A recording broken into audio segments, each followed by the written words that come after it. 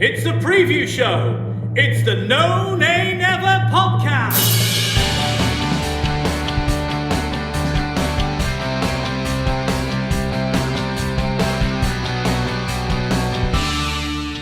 Hello and welcome to the preview show brought to you by the No Nay Never podcast. I'm your host Natalie Bromley, but joining me this week is the headliner, the main man, the star of the preview show. That is Dave Statman Roberts. Dave, hello, how are you? Hello, Natalie. Yes, we're ready for more football after the international break. I know it. We were saying before we came on air, it's been a while since we spoke. I've missed you, Dave. What have you been up to in the international break? Locked down like everyone else. Not a lot to do, but it's good to be back and get some football and hopefully try and get some points on the board. Yeah, definitely. I mean, it's an interesting one, really. Have you, in the break, had a chance to reflect on the start of the season with all of the, the hype and the nonsense all calmed down a little bit? Are you feeling any better at all with everything that's going on? In terms of Burnley's season to date? Yes, yeah. I'll be happy when we've got a win on the board. I think there's it is a worrying start to the season. It is, just a start, and there's a long way to go yet, but we need to dig ourselves out of it, and what better way to do that than try and get a win on Monday evening? Yeah, indeed. Well, obviously, we've got a preview show to record, and we're going to have a look at that next opposition of ours, see whether or not we do stand any chance of getting those points on the board. But before we jump into that, we've got some homework that we set our listeners last week with a quiz question. Now, last episode, which was the preview of the away game at Brighton, we asked you who was the first player to score for Burnley at Brighton & Hove Albion's current stadium. Dave, what was the correct answer?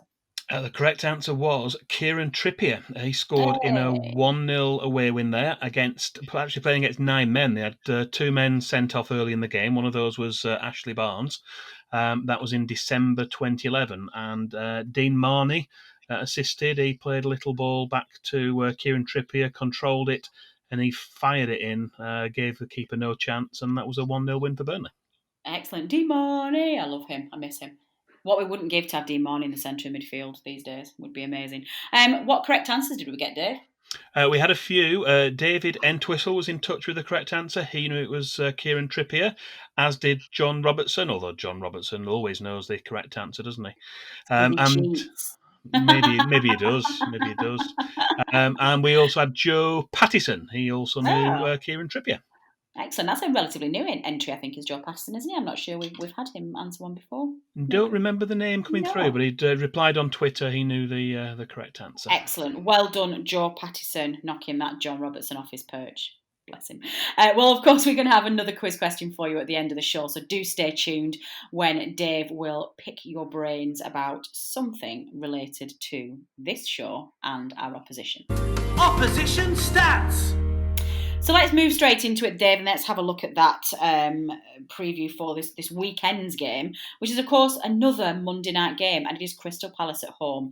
5:30pm kickoff, live on Sky Sports. Definitely at home.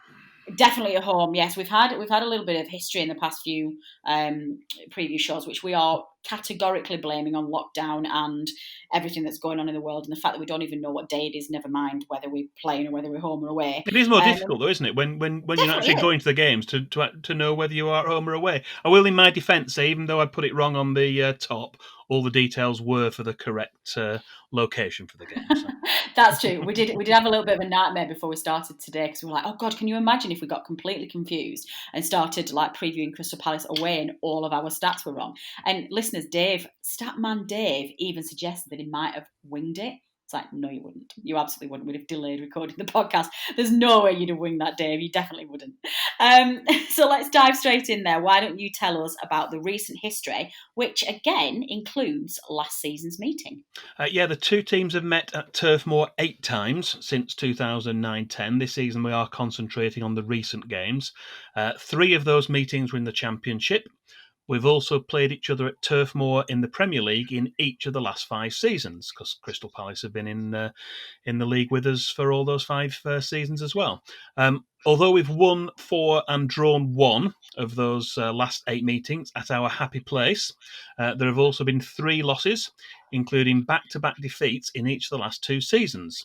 It's almost a year since Palace were the visitors at the end of November 2019, and they came away with a 2-0 win with goals from Wilfred Zaha and Jeff Schlupp. Do you know, I did wonder, Dave, how long into this week's preview show you would be before you got Happy Place mentioned in there, and you just do not disappoint in the first section. Bravo. How are you feeling about Jordan North's performance in the jungle and basically catapulting Burnley Football Club into just everybody's forefront of everybody's minds? Well, I think it's to be expected, really. I think it must be a Burnley thing, because I think Alistair Campbell, who linking into our guest from the main podcast earlier in the week, the special podcast that came out, he's very much of a mind that whenever he's on in the media, he always gets a mention of Burnley in somewhere. So I think it must be a Burnley thing. I just do it in general chat. You know, I'm not lucky enough to be in the media. I like Alistair Campbell and Jordan North, so I just anybody who's like, if somebody's like on the bus or walking past me, I'll just let them talk about Burnley, because you've got to do it. So we're just going to have a quick pause there, listeners. Obviously, we've just mentioned two names there. If you have been watching, it's not the jungle, it's the castle, but if you're watching I'm a Celebrity and you are very much enjoying Jordan North's performance, do check out his interview with us. I think it was about 3 weeks ago now. It was the last international break. He sat down with us an hour, and it's just a fantastic podcast and just thoroughly enjoyable. And I can confirm that he is just as lovely a bloke as he comes across. So do check that out, because it's very, very good. Anyway, but we've got a preview show. We digress, Dave. What about, I've lost my place in my script. We've done recent history and last season's meeting. So we're on Burnley's last win, including the last top flight win. Yes, we've got to go back to the 2017-18 season for our last home win over Crystal Palace, which is also our last top flight home win as well. That game took place in September of 2017, and Burnley were 1-0 winners. If you remember in that game, that was an early Chris Wood goal. He intercepted Chung Yong Lee's back pass from halfway and calmly curled the ball in past an advancing Wayne Hennessy. He'd kind of come to the edge of his box, realised he couldn't handle it, and Chris Wood just curled the ball around him when we scored in the 3rd minute, and it stayed 1-0. We won the game 1-0. Palace, if you remember, had a dreadful start of that season. Manager Frank de Boer was relieved of his duties following this defeat for Palace, and Roy Hodgson was appointed in his place. And it's fair to say that he did turn their season around after a really disappointing start, and he's been Palace manager ever since. Excellent. Highlights and lowlights. So what about the highlights then, Dave? What have you picked for our highlights? Well, for the highlight, I've selected a match at our happy place, Turf Moor, between Burnley and Crystal Palace, which took place in November 2016, and it was a happy place that day. We appeared to be coasting after goals in the first 15 minutes from Sam Vokes and Johan Berg Gudmundsson. They'd given us a 2-0 lead. Sam Vokes, yeah. I know. I do love it when you mention Sam. It doesn't happen very often because we're moving further away, but I do like it. I'm keeping the memory of Sam Vokes firmly alive during the None and Never podcast. I like to throw it in every now and again and get the reaction. I love you for it, Dave. So yeah, we were 2-0 up, but second half goals from Connor Wickham and a penalty from Christian Benteke brought the visitors level. But Burnley weren't finished, and in a break-up field, Dean Marney, again, that's second mention for him today, he found Ashley Barnes, who played the ball out wide to Johan Berg Gudmundsson, and his return ball into the centre was fired in by Ashley Barnes for a last-minute winner. He'd come on as a substitute and he'd scored the winning goal. If you do get a chance, dig out this goal on YouTube and watch it again, for a reminder of the excitement at Turf Moor that builds during the move and ends with a total joy when the ball hits the back of the net. It's something we've been missing at the moment while matches have been behind closed doors, and we're really hoping it's something we can all experience again sometime soon. Amen to that. Well, let's delve into the not as exciting side of it. What have you picked as our low light, Dave? I've gone a little bit further back in time for this one, for the low light, and gone back to a match which took place in August 2003. I was thinking back, I remember this game. It was really, really, really, really hot. A very hot day at the start of the season. Despite conceding an early goal, Dougie Freedman bagged a 6-minute penalty for Palace. Burnley were back in front after 20 minutes. That was thanks to a Robbie Blake free kick. Another goal from Lee Roach. And at this stage, Palace had already been reduced to 10 men. That was after the dismissal of Wayne Routledge. But despite being a man short, our visitors scored twice more through Dougie Freedman, who scored again in the 32nd and the 67th minute to complete his hat-trick. Added to that, Palace then had Sean Derry sent off shortly afterwards, after taking the lead, to leave them playing with just 9 men for the last 20 minutes or so. So despite us playing against 10 men for most of the game and 9 men for the latter stages, we still couldn't get back into the game and ended up losing 3-2. So I think you'll agree that's ample reason for this game to be selected as our low light from the past home games we've played against Crystal Palace. Absolutely, could not agree more. Heroes and villains. So Len, let's see who you selected for the next section of the preview show. Who is our hero? Well, we're going to return temporarily to that 3-2 win in November 2016, which was our highlight for this week, to pick this week's hero, or should I say heroes. I've gone for joint heroes this week. Although Ashley Barnes came off the bench and scored the winning goal, that's probably worthy of hero status in his own right for that goal alone. I've picked someone else to go with him, and that's Johan Berg Gudmundsson. He scored 1 goal in that game, and he also provided assists for the other 2. So for those reasons, we've decided to make it a tie and confer hero status on both players. And we are hoping they can both recapture some of that form on Monday evening to help us to our first league win of this season, and also the first league win at Turf Moor this season. Excellent. And who is our villain? Now, I've got a funny feeling I may object to this entry. It's too late, I've done it now. Unless you're going to cut me off. Go on. I might have to do. Listeners, you're going to be appalled at this. Just listen as to who Dave has picked as our villain. Well, we, or rather I, have gone for something of a controversial choice for this week's villain. So you can all blame me for the selection of the current Crystal Palace manager, Roy Hodgson. No. Yes. You can't come after Bambi. It's not allowed. Let me explain myself. Okay, go ahead. Aside from the fact that he was once the manager of our former rivals just down the M65 back in the 1990s, he's been in charge of Crystal Palace for both of their victories at Turf Moor in the last 2 seasons.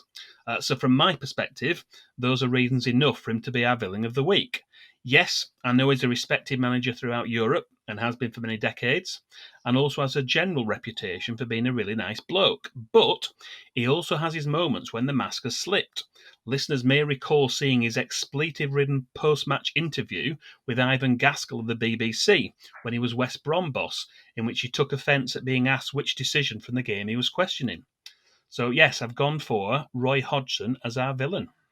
Well, I may have to ask Matt to edit this whole section out because I've let you explain and I'm not sure I agree with you. So let's move on. I'm going to have to stop. I'm going to have to go out there and defend you from all of our listeners who are going to be coming at you with their abuse. It's the one to watch. We're going to move straight on from one controversial opinion to another one, and the section that I absolutely hate because you've scuppered us all season with this.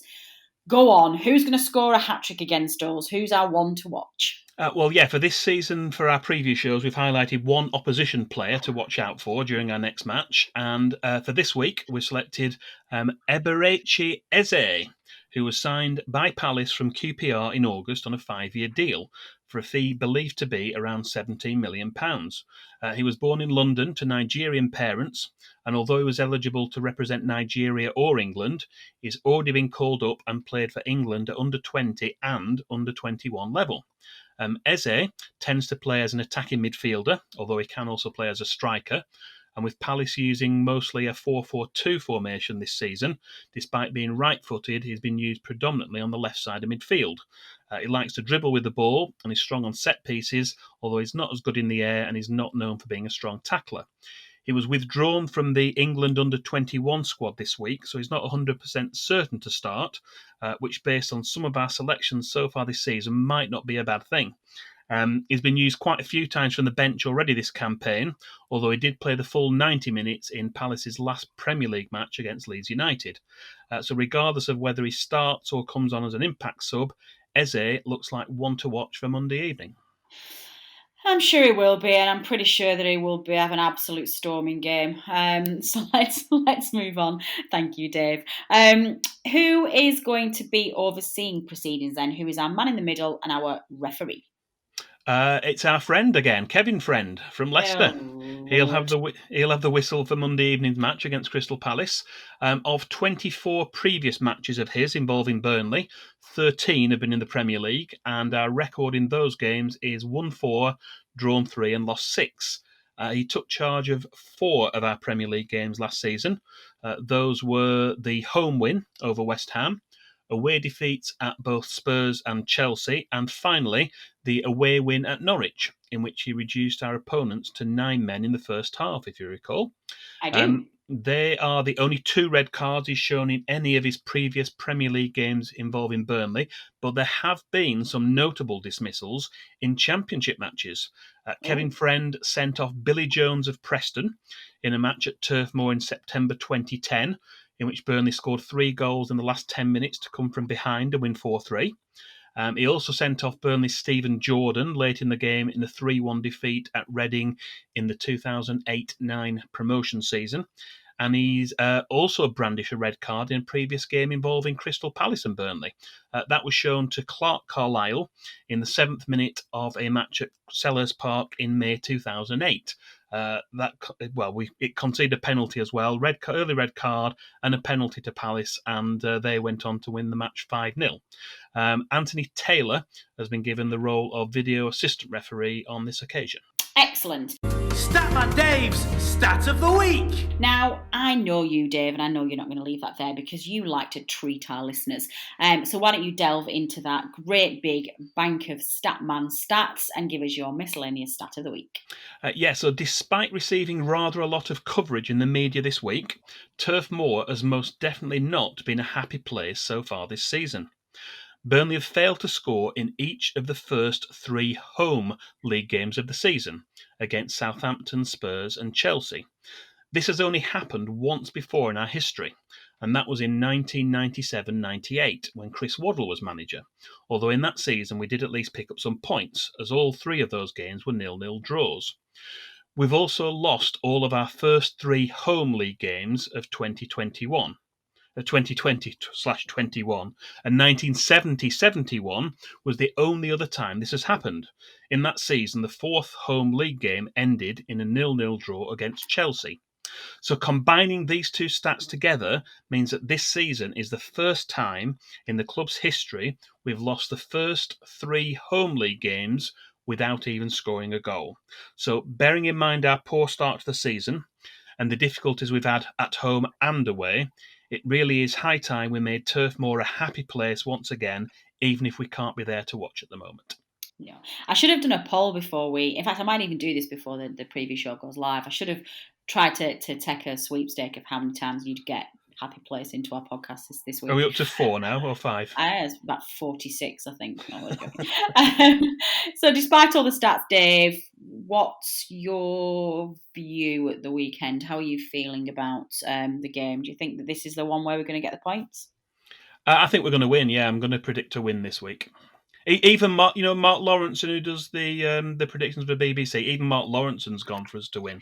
Mark Preston North Ender, God, Lawrence, I can't stand him. Yeah. Yes, yeah, excellent. Yeah, no, I genuinely do as well. I think that we've had a really good time to have a break now, and I think that the international break's going to be good. And I think that all of the noise about and the disappointment and the fighting about the transfer windows have gone, and all of the well, at the moment anyway, certainly the takeover talk has calmed down a little bit, and it does feel like the club's gone quite quiet. We've got Ben Mee back, who's just such a massively calming influence over the squad anyway. I guess I did feel a little bit funny about Tarkowski's article midweek about basically saying he wants to leave and how he's disappointed in Burnley. I think I can't really argue with anything he said. I think he's right what he said, but I think a lot of people are kind of saying, like, irrespective of you being right what you're saying, we wish you hadn't have said that in the media. So I think that's made me feel a little bit uncomfortable that maybe there is still some unrest. But yeah, no, it feels like the start of the season. I don't know if you're the same, Dave, but I've kind of got that pre-season excitement, like it's the first game of the season again. It's like my brain's refusing to accept that we've actually done anything yet. Well, I think we should do that. Just start again from zero. Yeah, we did. Why don't you give me a prediction then, Dave? What do you actually think the score will be? I'm going to go for 2-1. Ah, you cheatabix. I was going to say exactly the same thing. Not cheat a bit, it's copycat. I'm saying the wrong word. Don't know why you would cheat, because that's not anything to cheat from. Copycat. Yeah, I'm the same. I think Chris Wood and I hope he starts with J. Chris Wood and J, I think, are going to score. Yeah, that's going to be good. So, listeners, let us know what your score predictions are when you're listening to this. We've got a whole weekend to catch up on the preview show before we play on Monday night. So, you know how to get in touch with us. Either tweet us at NoNayNever or email us at podcast@nonaynever.net and let us know what you think your predictions are for the game on Monday. Opposition view. All right, Matt and company. This is Mike here from the Back of the Nest Palace pod. I know you reached out to us to just get a bit of information on Palace ahead of the game on Monday. So, start of the season from us so far, it's been a weird one. There's been points where people have been calling for Hodgson to go. There was a couple of games where we managed one shot in each game. Things were looking dubious, mainly because Hodgson's been really negative with his tactics, and a lot of the fan base has been a bit down on it. There's been a sort of division between people that are happy that we're still getting the points. You know, we're 8th at the moment, and there's others that are just getting a bit tired of the real defensive mentality. 2 banks of 4.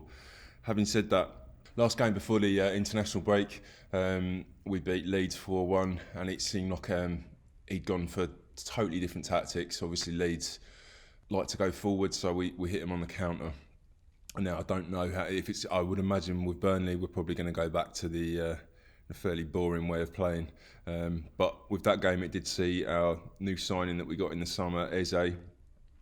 He scored a worldie of a free kick, and he's definitely looking like the real deal. Him and Zaha are working together really well.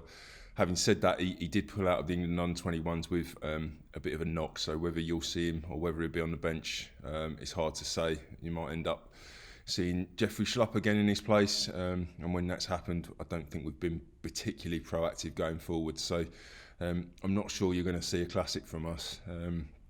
I would imagine we'll probably start with a bit of a makeshift back 4.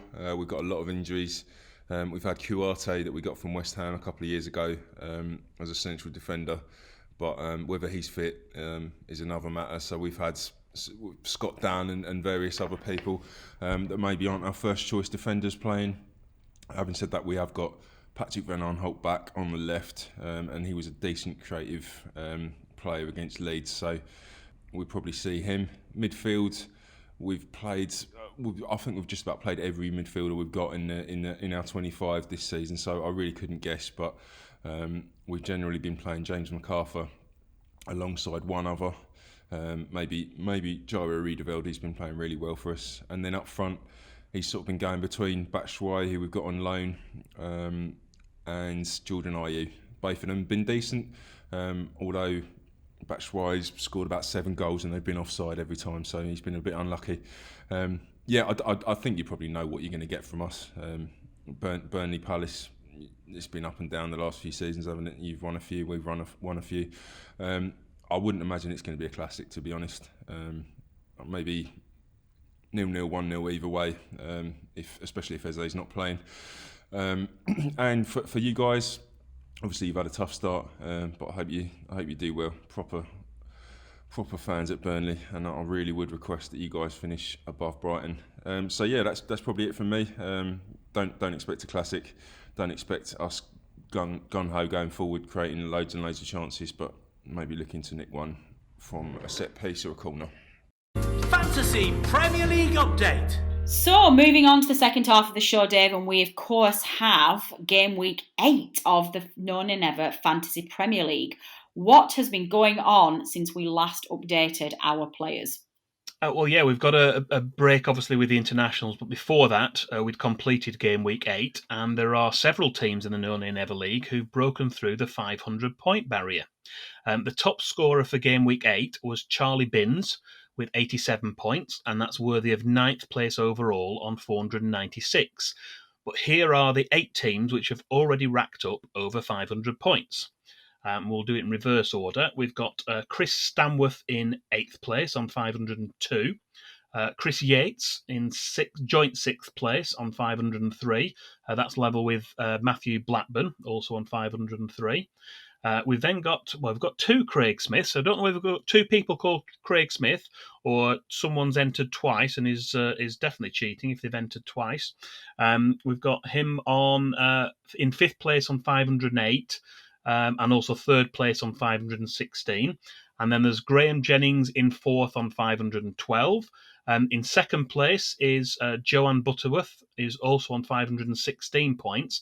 And then way out in the lead, more than 30 points ahead, he's been there a few weeks now, is David Miller, 547 points, well ahead in the lead. Excellent, and it's nice to see Joanne's up there still as well. I'm still rooting for her. I want her to win. I want to have our first known and ever female fantasy league. Of course, we've now got a female vice president of the United States, so we can definitely have a female winner of the known and ever fantasy Premier League. How are we doing, Dave? You and I? Do you really want to know? No, probably not. But go on. You're a non-mover. You're still in 238th. Come on. You got 36 points for the week, 298 overall. Although you are beating James Bird. Am I? Yes.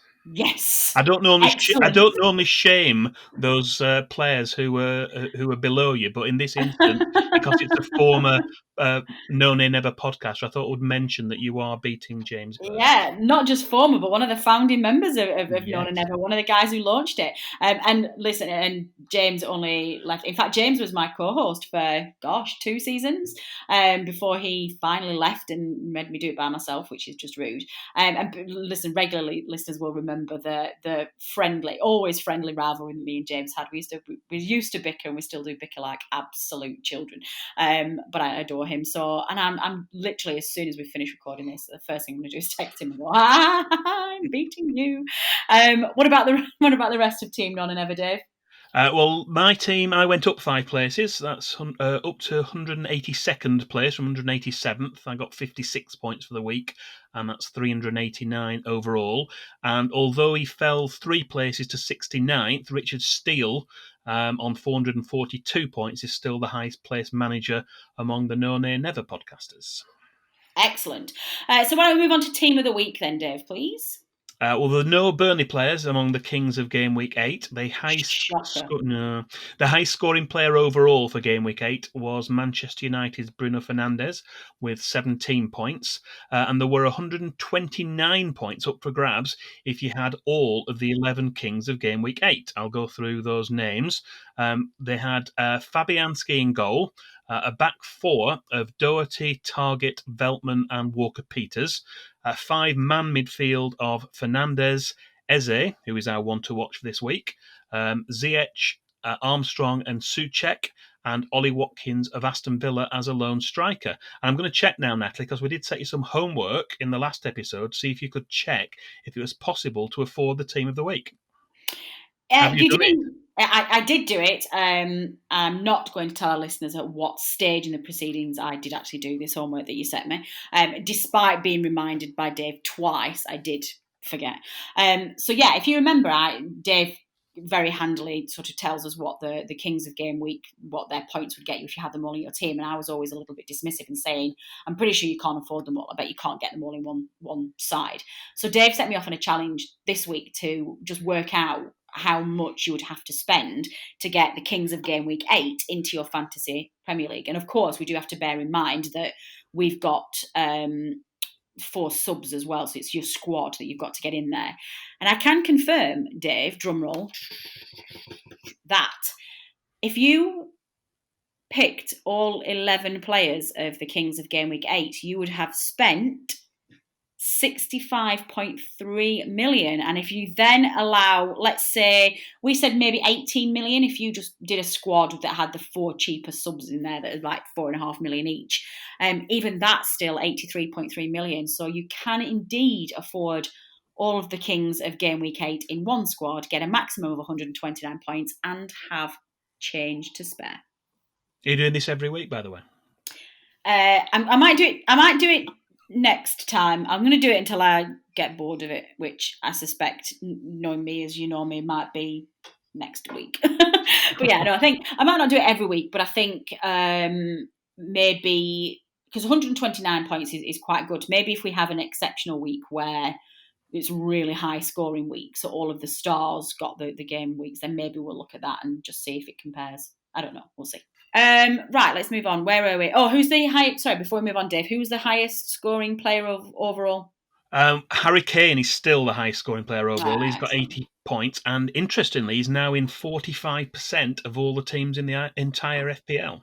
Is that high? Is that average? I don't really I'm know. not sure. I'm not good thing to compare it with, but you'd think it might possibly have been higher. He has, he's been on fire, scoring goals Yeah. nearly every week. So that may have gone up by the time we play this week. That might go up further and above 50%.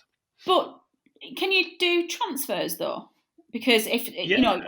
even if somebody's doing really well, if they didn't pick them at the beginning, they're not in their squad, then Well, I don't know. you get a number of transfers coming through, plus you can actually pay 4 points to get a transfer. I think the issue may be in terms of funds. So if you've obviously spent your money to get your squad in, you would have to get to afford him, you'd have to get other players out and work that around. So it's not as easy as it sounds sometimes. Okay, I didn't know you could do transfers. That might help me, but I'm not paying any points for them because, quite frankly, I can't afford the points. So we'll see.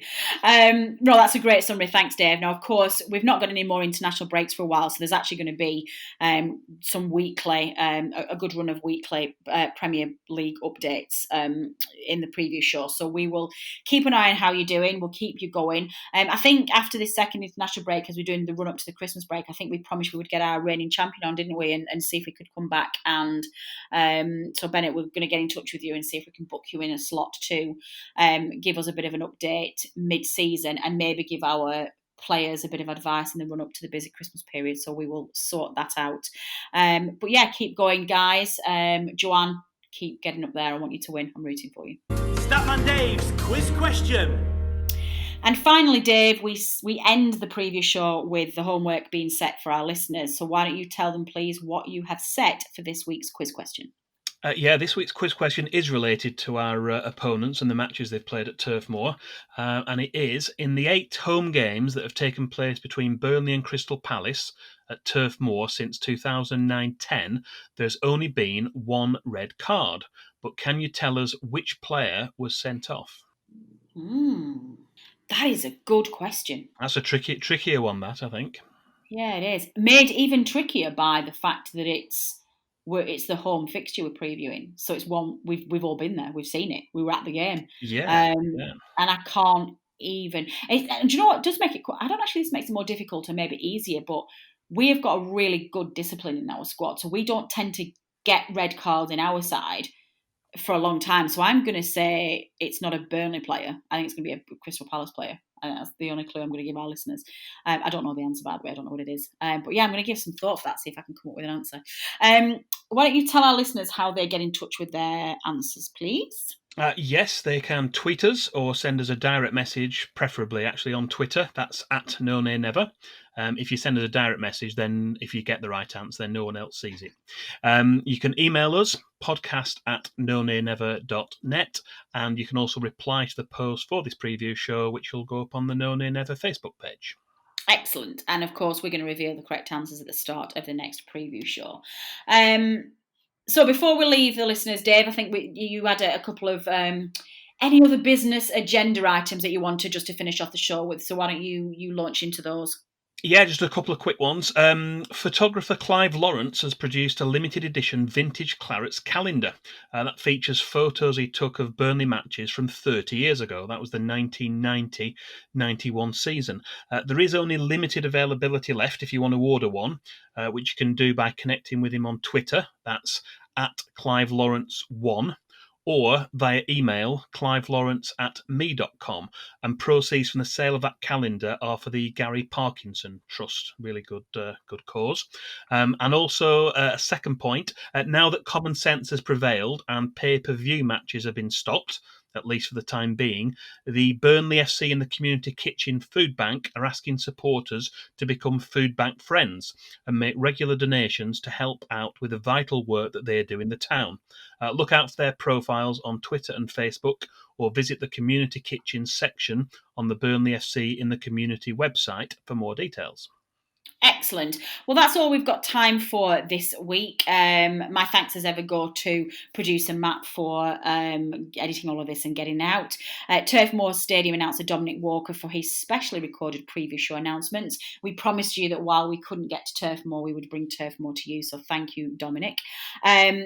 Mainly, though, my thanks as ever go to...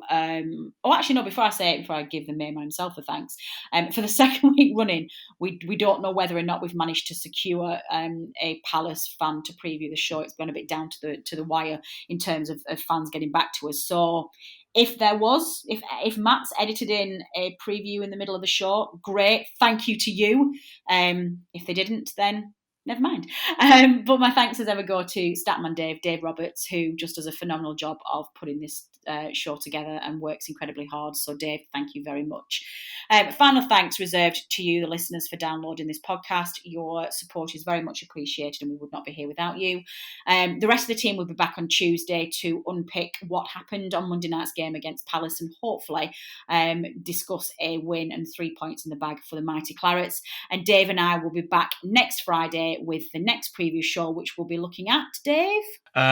It's on the show notes. We're playing Manchester City, aren't we, on the Saturday afternoon? That's a 3 o'clock kickoff. So a tough game at Manchester City. It is. Where the hell is it on the show notes? On the right it's hand there. side. Yeah, I've got it. Flipping Excel spreadsheet, listeners. You know, they're in the news all the time and it scuppered my script. So in the meantime, listeners, take care, stay safe, stay in lockdown, wear a mask where you can, and just please look after yourselves during lockdown. It's a very difficult time, particularly this time of year when it's dark and it's coming up to the seasonal period. If anybody's feeling alone or feeling down or just feeling fed up with 2020 and just want to have a good natter, the No and Never lines are always open. Get in touch with us and you'll always get a friendly voice on the other end to help get you through this period. This has been the preview show brought to you by the No and Never podcast. Until next time.